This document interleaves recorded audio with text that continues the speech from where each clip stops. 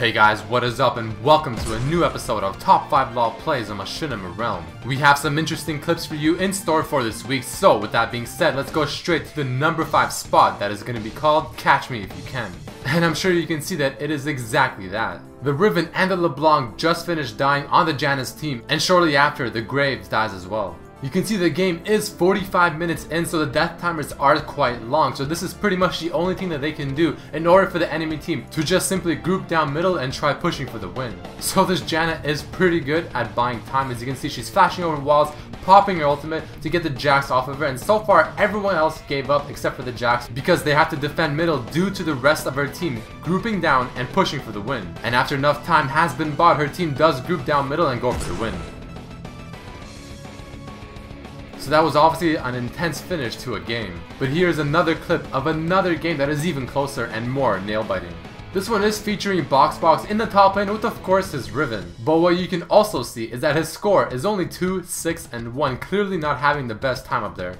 After baiting in the Elise and getting a kill on her with the allied Wukong and the Nidalee, they decide to go for the push and try to swing this top lane back in their team's favor. But taking a very quick look at the minimap, you can see the enemy team is doing quite the opposite. They're grouping down in the bottom lane, just got a double kill, and they're pushing for the win as well. The question of course is, which team is faster?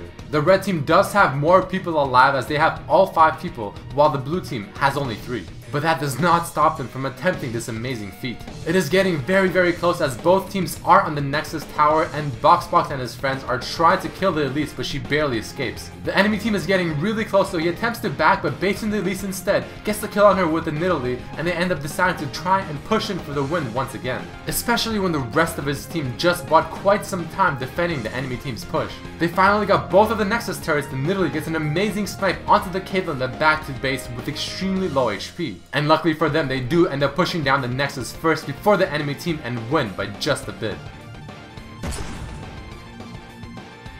In the number 3 spot, we will be changing gear just a bit and looking at a Yasuo play. This one begins with his team, of course, not doing a very good job in the team fight as they all die except for so far the Ezreal and the Yasuo himself. Taking a quick look at Yasuo's score in the bottom, you can see it is 5-5, nothing too insane. But with that being said, he gets a quad knockup with his Q, follows up with his ultimate, smashes them all down, and gets an almost instant quadra kill.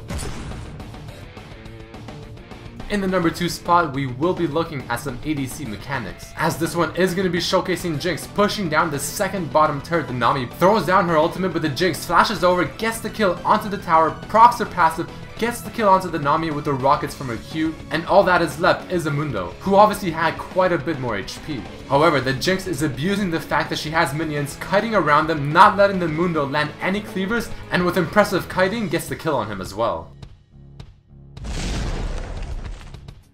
And the final clip chosen for this week, taking the number 1 spot, is going to be Aphromoo and of course Seraph, who's going to be playing on the Yasuo. Aphromoo arrives just in time to help Seraph make a huge play on Yasuo that definitely could not have been done without his help. He gets knocked away by Gragas from his own ultimate, but that's a good thing for him because he'll take a lot less damage. They each pick up 1 kill on the Orianna and the Gragas respectively, but the Kayle and Vi join soon after. As I slow it down, you're going to see Aphromoo make one of the best hooks I have seen in quite some time just around the minions, which stop the Vi from finishing off Seraph, and they make a huge play with some of the best thresh mechanics I have seen. Alright guys, that does mark the end of this episode of Top 5 LoL Plays in Machinima Realm. If you did enjoy this episode, definitely throw in a like down below, and I hope to see you for the next episode. Peace!